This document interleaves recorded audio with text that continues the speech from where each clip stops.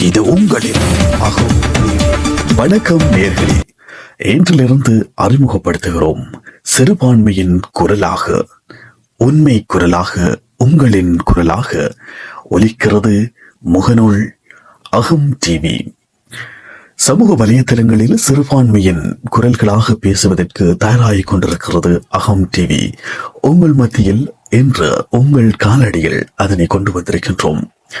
தமிழ் பேசும் மக்களின் தாகங்களை தீர்க்கக்கூடிய ஒரு டிவியாக இந்த தொலைக்காட்சியை நீங்கள் காணலாம்.